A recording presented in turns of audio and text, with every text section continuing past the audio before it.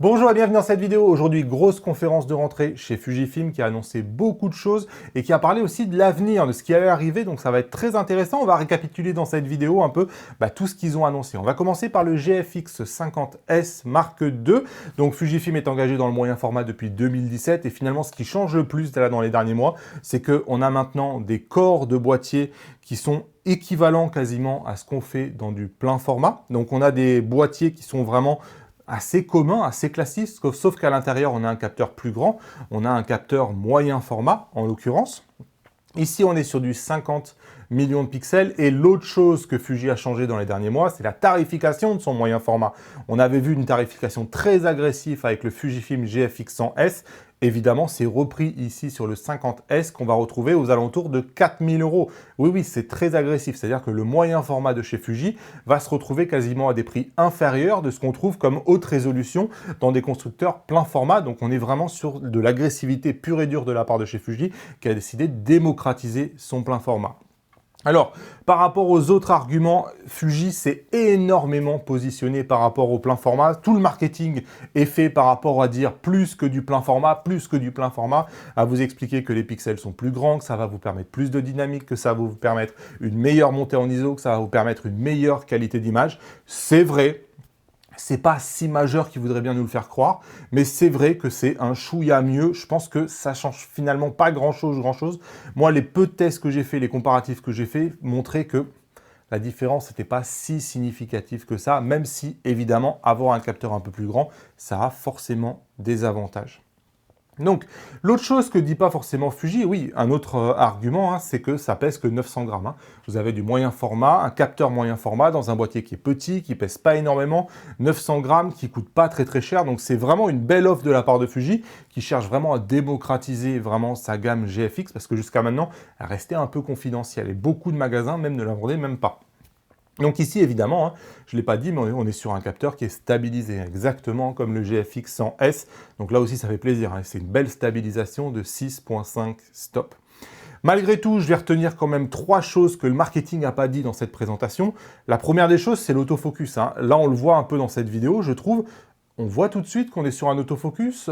Il n'est pas, je ne dis pas qu'il est mauvais, enfin, il n'est pas non plus le plus rapide des autofocus. Et en fait, ça s'explique aussi par la technologie, c'est-à-dire qu'on n'a pas d'autofocus de phase comme on peut l'avoir sur un GFX 100S ou comme sur un XT4.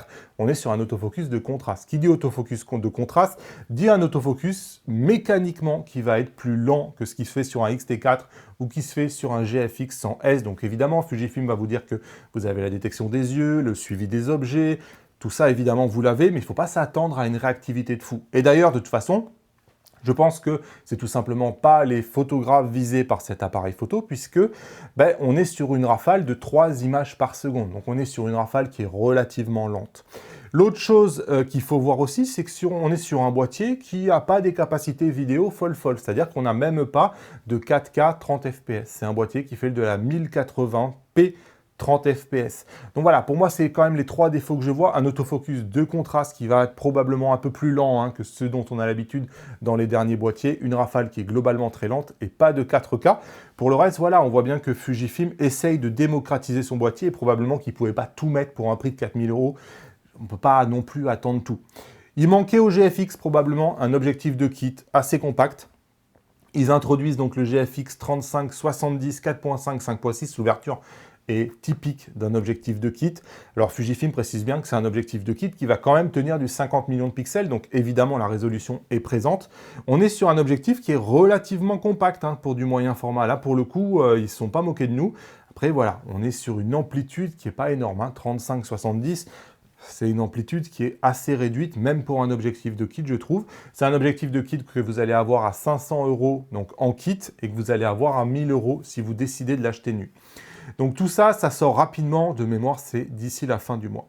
Fujifilm a évidemment aussi parlé de la gamme X, qui reste, je pense, le cœur de leur business. Et la dernière fois que je vous ai testé un objectif, je vous ai testé le 18 mm 1.4, qui est le premier objectif Fuji grande ouverture à avoir un super autofocus. Fujifilm amplifie ce mouvement-là en introduisant en plus du 18 mm un 23 mm 1.4 et un 33 mm 1.4.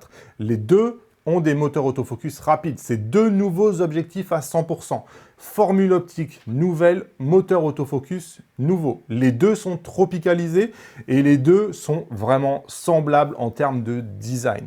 Donc, on est sur de l'objectif Fujifilm entre guillemets classique dans sa construction, dans le sens qu'on a la bague de diaphragme, une bague de mise au point, un switch AF, MF.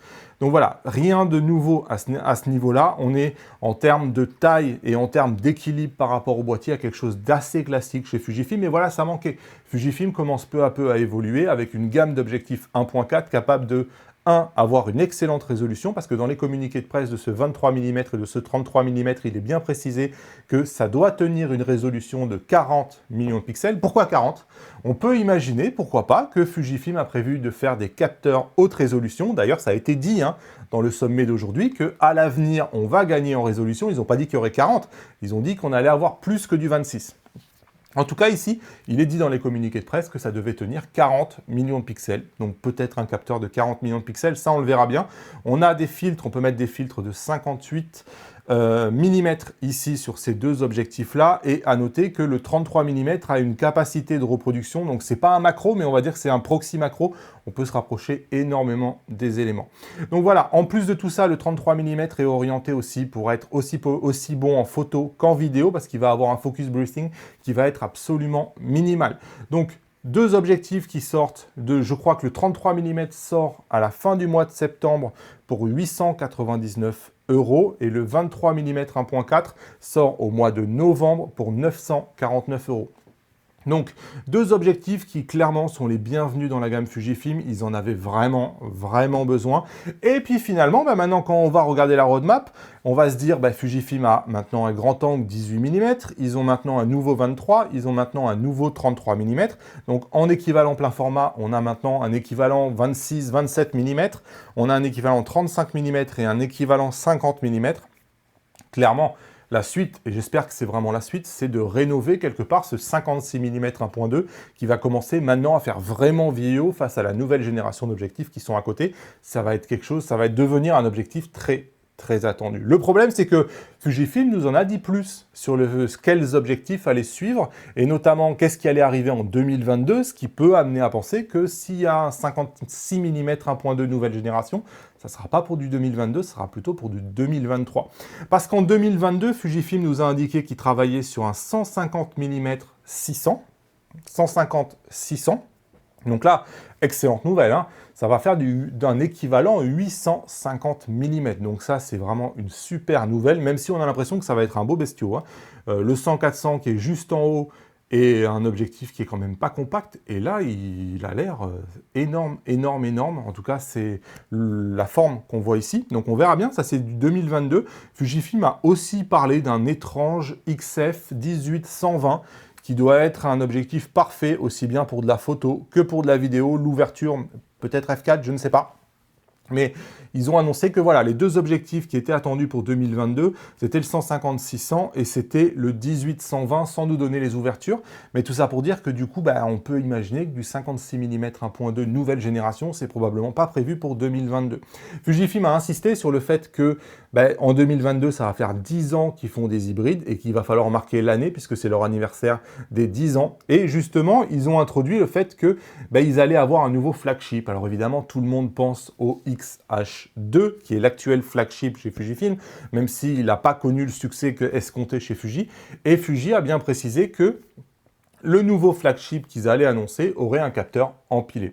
Alors c'est quoi un capteur empilé? C'est bien connu par exemple chez Sony ou d'autres constructeurs qui en font. Un capteur empilé, c'est un capteur qui est beaucoup plus rapide.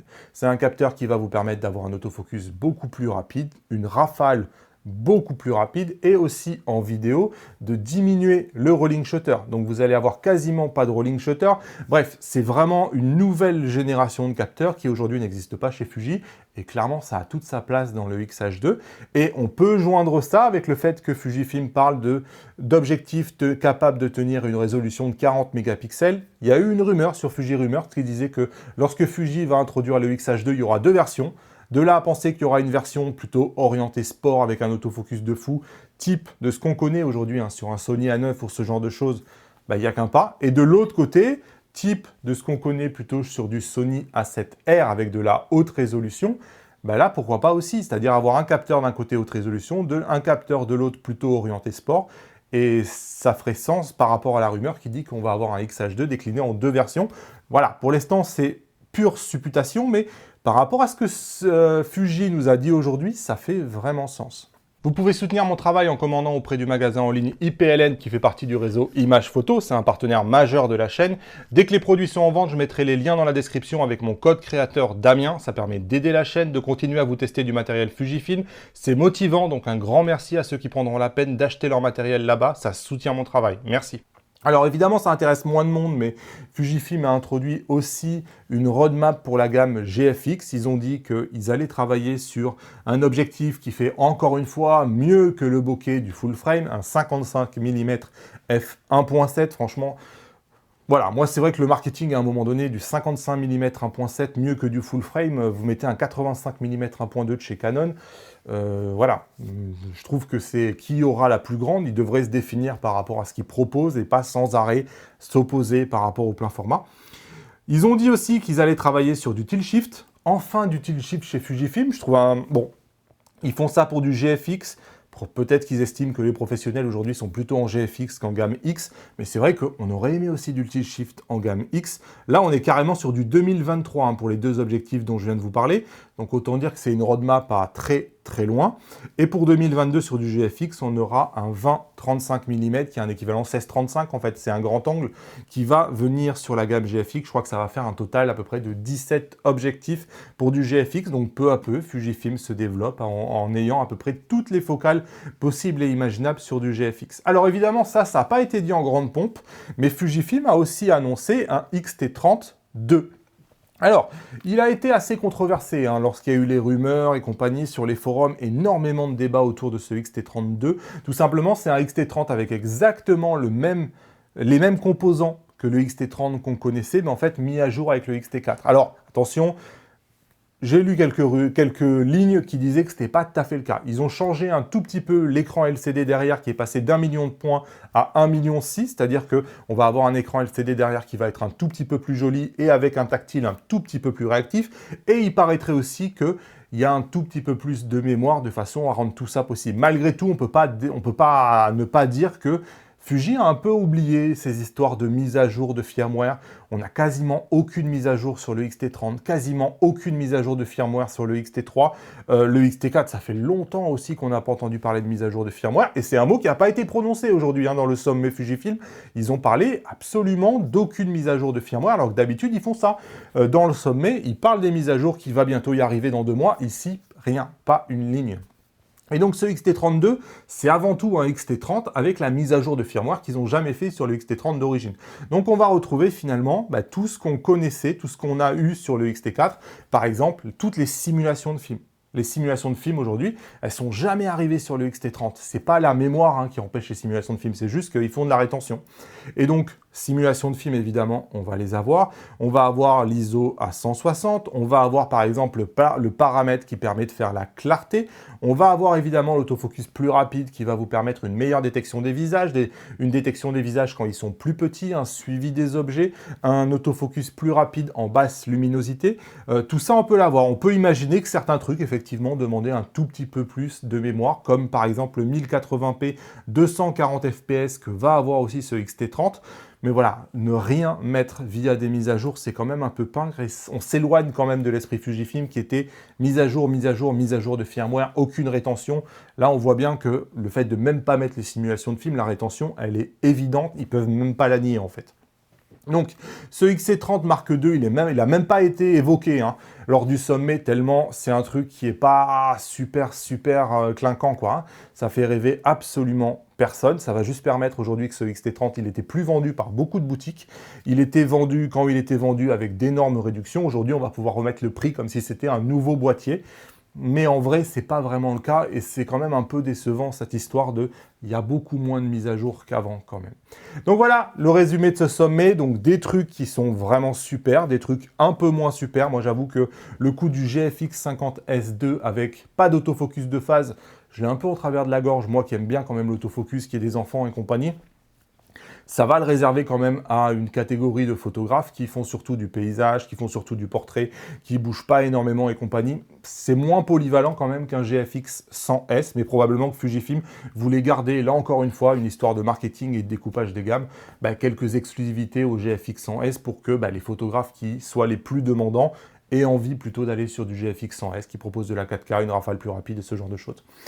Voilà. Par contre, au niveau des objectifs, il y a vraiment de réelles bonnes nouvelles. Le 23 mm 1.4, le 33 mm 1.4, excellente nouvelle. L'annonce d'un 150-600 pour l'année prochaine, excellente nouvelle. L'annonce d'un X-H2 avec un autofocus plus rapide, excellente nouvelle. Il parle d'une résolution de capteur de 40 milliards de pixels, donc on peut imaginer qu'il va y avoir un boîtier qui va aller avec. Sinon, toute cette résolution supplémentaire dans cette nouvelle gamme, elle ne sert à rien. Donc tout ça, c'est des excellentes nouvelles. Dites-moi en commentaire qu'est-ce que vous pensez de toutes ces annonces. Laquelle vous intéresse le plus? Qu'est-ce qui vous déçoit le plus? Dites-moi tout ça en commentaire. J'ai vraiment envie de vous lire. Moi, je vous dis à bientôt dans une nouvelle vidéo. Salut!